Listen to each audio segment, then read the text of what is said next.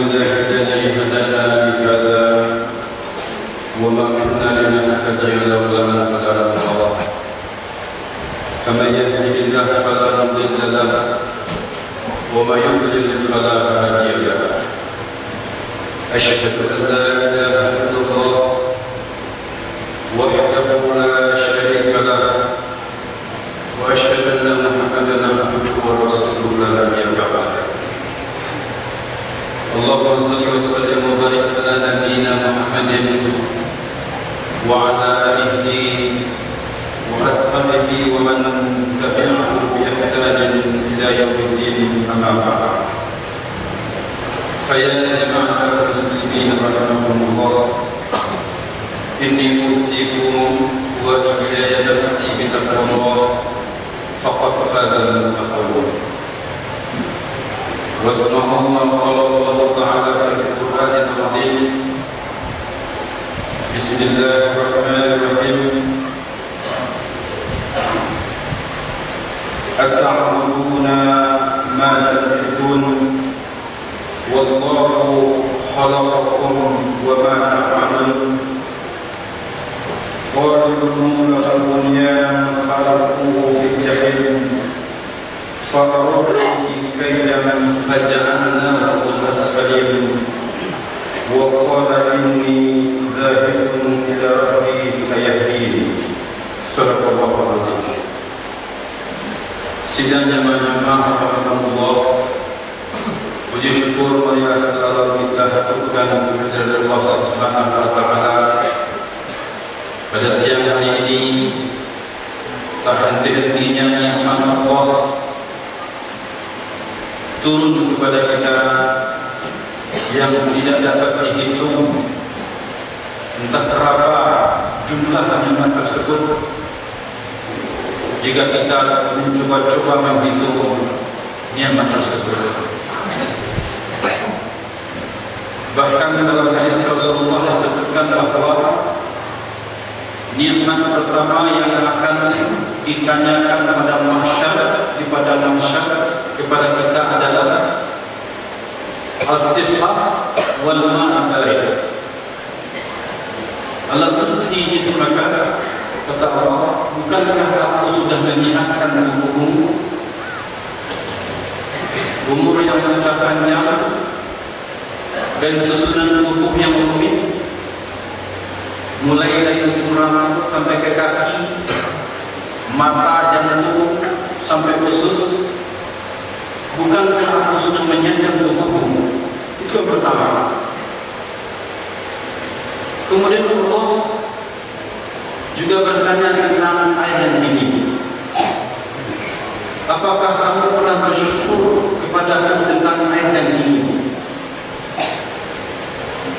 Air suatu ciptaan Allah yang nampaknya sederhana, tetapi bila kita kaji-kaji betapa air itu memberikan suatu nikmat yang luar biasa kepada manusia, baik untuk dikonsumsi maupun digunakan maupun sebagai bahan untuk produksi. Itu baru nikmat Allah yang sering kita lupakan. Kesehatan dan apa yang kita biasa ciptakan. Pada hari ini Allah memberikan kepada kita umur, keimanan, sehingga kita dapat hadir di masjid yang mulia ini, menambah amal kita kepada Allah, melaksanakan kewajiban kita kepada Allah, yaitu mendengarkan khutbah Jumat dan melaksanakan sholat Jumat 2 rakaat secara berjamaah yang insyaallah akan dilakukan.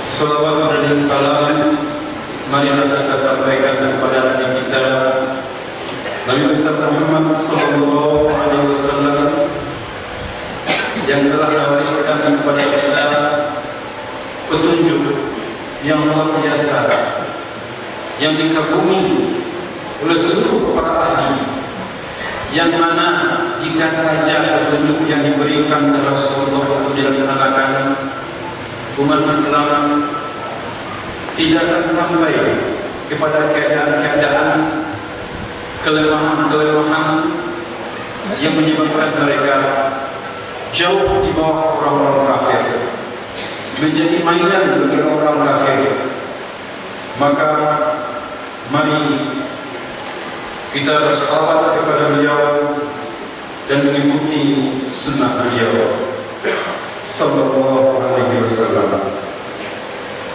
Sidang jemaah Jumat rahimahullah, berdasarkan ayat yang khatib bacakan tadi, yaitu pada surah As-Saffat ayat 95 sampai 99, Allah berfirman yang artinya, apakah kamu akan menyembah apa yang kamu ukir? Ata'buduna ma la ta'budun. Ini ucapan Nabi Ibrahim kepada kaumnya. Tetapi tafsiran daripada makna ayat ini sangat dalam. Apakah kamu akan menyembah apa yang kamu paham, apa yang kamu ukir, apa yang kamu gambar? Mereka membuat patung yang seindah-indahnya, yang mengagumkan orang, lalu mereka menyembahnya. Wallahu khalaqakum wa ma ta'malun. Sedangkan Allah lah yang telah menciptakan dirimu dan seluruh karya-karya. Menyembah patung artinya menyembah karya kita, menyembah hasil budidaya kita, menyembah peradaban kita, apa yang dihasilkan oleh pikiran kita, kebudayaan kita, peradaban kita, itu kita sembah. Semuanya itu adalah ukiran manusia. Teknologi maju yang luar biasa pada hari ini kita perhatikan, itu ukiran, itu pahatan pemikiran yang muncul dalam bentuk sebuah teknologi, dan itu diagungkan manusia. Bahkan dalam kebudayaan barat, teknologi itu bahkan lebih berharga daripada nyawa manusia. Sebuah perdebatan di barat, seandainya untuk menyelamatkan seorang manusia, kita harus menghancurkan sebuah lukisan yang mempunyai nilai sejarah yang sangat tinggi, yang berkualitas tinggi, atau menyelamatkan sebuah dokumen teknologi yang akan bermanfaat bagi manusia. Pilihan antara dua itu, menyelamatkan satu nyawa manusia atau sebuah karya yang berkualitas tinggi. Banyak dari mereka mengatakan kita harus menyelamatkan karya berkualitas tinggi dan mengorbankan satu nyawa manusia. Itu barat ketika mereka tidak dibimbing untuk suatu petunjuk. Dalam Islam, kapan perlu semua peradaban itu hancur demi menjaga nyawa seorang manusia. Banyak pemimpin yang punya big filosofi. Big filosofi artinya seorang pemimpin yang mempunyai cita-cita tinggi, wibawa tinggi, nama yang besar, tetapi dia mengorbankan rakyatnya. Dia menyengsarakan rakyatnya. Bahkan akibat kebijakannya itu membunuh rakyatnya, merosotkan ekonomi demi sebuah peradaban, keindahan dan keagungan, dan dikagumi oleh dunia. Mana yang berharga? Kehormatan manusia, kebutuhan pokoknya, daripada hal-hal yang sekunder. Maka kita harus memprioritaskan manusia. Tidak boleh ada kezaliman sedikit pun. Ini ata'buduna ma la ta'budun. Mereka lebih memuliakan apa yang mereka ukir, yang mereka paham, dan itu menggambarkan suasana ajaran materialisme yang ada pada masa lalu.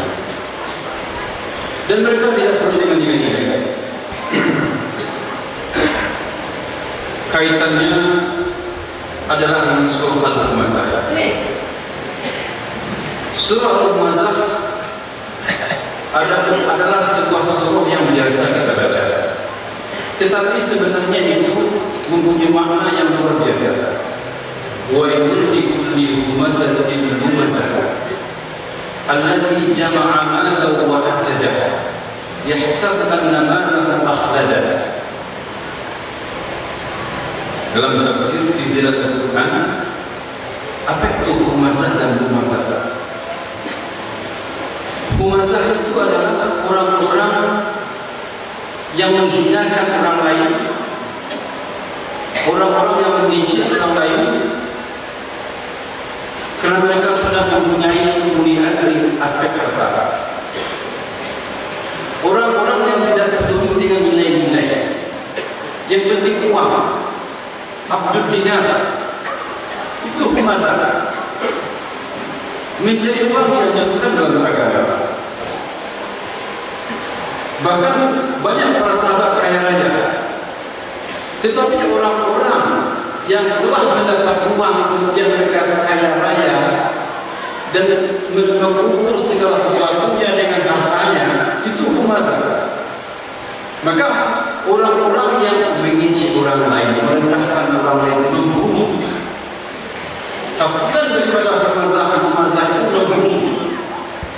Orang yang mendominasi orang lain, orang yang menggertak orang lain untuk menanamkan dominasinya kepada orang lain. Dia mempunyai kekuasaan, dia menekan bawahannya, sehingga orang dengan bunyinya itu mendapatkan tekanan psikologis. Itu humazah. Dia mempunyai kedudukan, dia merendahkan orang lain, karena kedudukannya itu humazah.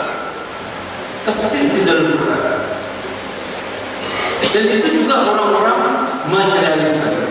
Maka dalam ayat tersebut disebut al-ladzi. Ada kata al-ladzi di situ.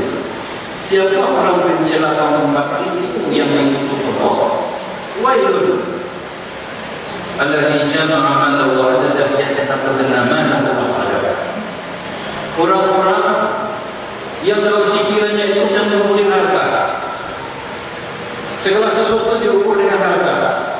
Mereka tak perlu dengan ideologi animal, hewan. Yang penting perut kenyang, yang penting kemuliaan, yang penting kemewahan. Itulah ukuran kehormatan bagi dia. Alladzi jama'a malahu wa 'adada. Kenapa? Karena dia mengira dengan harta semua masalah selesai. Maka orang-orang lumazah itu yang dulu namanya betul. Mereka hanya seperti orang yang membuat patung yang demikian indah, lalu mereka menyembahnya. Itu humazah. Dan mereka tak peduli dengan nilai-nilai, nilai baik, buruk, mulia dan sebagainya. Mungkin kita tidak mampu melakukan perubahan sebagai rakyat biasa barangkali yang tidak punya otoritas banyak untuk merubah perilaku masyarakat. Tetapi mungkin kita dapat melakukan itu dalam lingkungan kita, atau lingkungan yang menjadi wewenang kita, atau dalam keluarga. Lebih mendahulukan nilai daripada sekedar harta. Pendidikan. Salah kaprah seorang orang tua yang hanya fokus memberikan uang untuk anaknya, memberikan segala fasilitas, dan dia tidak peduli dengan akhlak moral anaknya. Dan orang seperti itu sebetulnya humazah, membutakan matanya dengan nilai-nilai, kemudian dia melengahkan kepada moral. Demikian juga dengan pemerintah atau orang yang punya wewenang yang sibuk membangun dan membangun, kerja dan kerja, karya dan karya, tetapi akhlak bangsanya hancur. Narkoba merajalela di mana-mana. LGBT seperti dibiarkan. Pergaulan bebas seperti seperti dibiarkan. Kemudian judi online di mana-mana, dan itu dilakukan sampai anak kecil, sampai pinjaman online dengan nama yang sangat cantik. Nama pinjaman online itu paylater, bayar kemudian, itu kredit. Dilakukan oleh anak-anak secara tidak terkendali, dan sudah banyak kasus-kasus ternyata anak-anak belanja di online, dia berhutang sama tanpa sepengetahuan orang tuanya, kemudian orang tuanya diintimidasi, ditelepon oleh pihak tersebut. Ini tidak hanya terjadi pada anak-anak, ibu rumah tangga, bahkan orang dewasa, dan kasus itu luar biasa terjadi pada masa sekarang. Inilah ya. Maka ketika generasi muda sudah hancur, siapa lagi yang akan membangun negeri ini? Cina dihancurkan oleh Inggris dulu dengan cara menyebar candu. Tidak perlu dengan senjata. Inggris menjajah Cina, disebarkan candu narkoba di negaranya, tidak mau berperang. Di Indonesia ada sebuah kasus penjajah itu menyebarkan minuman keras di masyarakat, sehingga satu pulau itu pulau yang kaya. Pulau yang kaya semuanya candu minuman keras, pemabuk, pemudanya candu minuman keras. Bagaimana mungkin pemuda-pemuda yang seperti itu akan mempunyai pikiran untuk mengusir penjajah di tanah airnya? Ini sebabnya apa tadi? Humazah. Mereka itu tidak peduli dengan nilai-nilai, tidak peduli dengan kebenaran, yang penting peradaban material. Maka sejauh mana kita membangun peradaban material kita, Al-Quran berpesan sebesar itu pula hendaknya kita membangun peradaban material kita, menjaga iman anak-anak kita. Banyak yang hafal Quran, banyak yang tahu agama, tak peduli itu orang Minangkabau yang terkenal dengan keagamaannya. Tapi banyak yang baca Quran, kata Rasulullah, dan hukum kekerumunan, hanya bisa baca Quran, tak mengerti mana Al-Quran, tidak ada iman di hati mereka, kata Rasulullah. Itu akan banyak tersebar di masa yang akan datang. Maka dimanapun di sekolah pendidikan tinggi, yang pertama yang akan kita tanamkan di masa sekarang itu adalah moral. Yang apalagi di rumah tangga, selalu waspada para orang tua dengan moral dan akhlak anak-anak kita yang siap senantiasa dicuri. Anak-anak kita akan dicuri, dan uang dana bantuan dari luar negeri mengalir. Bahkan itu dibantu oleh PBB, UNDP, 108 miliar mengalir ke Indonesia. Kedutaan Prancis mengalirkan uang 2 juta euro ke Asia Tenggara, itu untuk merusak akhlak generasi muda Islam yang ada di negeri ini. Maka mari kita berhati-hati memperbaiki ideologi kita bahwa moral, akhlak, iman itu adalah nomor 1 bagi seorang mukmin. Fa'tabiru ya ulil absar la'allakum turhamun.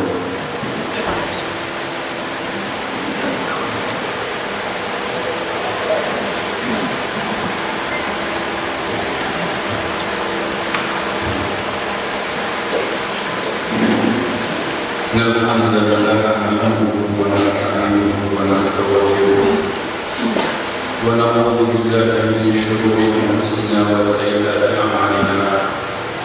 Faman yahdihillahu fala mudilla lahu wa man yudlil fala hadiya lahu wa la hawla wa la quwwata illa billah. Asyhadu an la ilaha illallah wa asyhadu anna Muhammadar Rasulullah. Inna Allah wa malaikatahu yusalluna 'alan nabi ya ayyuhalladzina amanu sallu 'alaihi wa sallimu taslima. فيا جماعة الجمعة رحمكم الله، إني أوصيكم وإياي نفسي بتقوى الله، فقد فاز المتقون. وقال الله تعالى في القرآن العظيم: أعوذ بالله من الشيطان الرجيم، بسم الله الرحمن الرحيم. ويل لكل همزة لمزة الذي جمع ماله وعدده يحسب أن ماله أخلده كلا لينبذن في الحطمة وما أدراك ما الحطمة نار الله الموقدة التي تطلع على الأفئدة إنها عليهم مؤصدة في عمد ممددة. صدق الله العظيم. اللهم صل وسلم وبارك على نبينا محمد وعلى آله وصحبه أجمعين، كما صليت على إبراهيم وعلى آل إبراهيم، وبارك على محمد وعلى آل محمد كما باركت على إبراهيم وعلى آل إبراهيم في العالمين إنك حميد مجيد. اللهم اغفر للمؤمنين والمؤمنات والمسلمين والمسلمات الأحياء منهم والأموات إنك سميع قريب مجيب الدعوات يا رب يا ذا الجلال. اللهم اغفر لنا ولوالدينا وارحمهم كما ربونا صغارا. اللهم اجعل هذا البلد آمنا وارزق أهله من الثمرات من آمن منكم بالله واليوم الآخر. ربنا هب لنا من أزواجنا وذرياتنا قرة أعين واجعلنا للمتقين إماما. اللهم ارفعنا البلاء والوباء والفحشاء والمنكر والمحن والفتن ما ظهر منها وما بطن. ربنا آتنا في الدنيا حسنة وفي الآخرة حسنة وقنا عذاب النار. وصلى الله على نبينا محمد وعلى آله وصحبه أجمعين والحمد لله رب العالمين. عباد الله، إن الله يأمر بالعدل والإحسان وإيتاء ذي القربى وينهى عن الفحشاء والمنكر والبغي يعظكم لعلكم تذكرون ولذكر الله أكبر.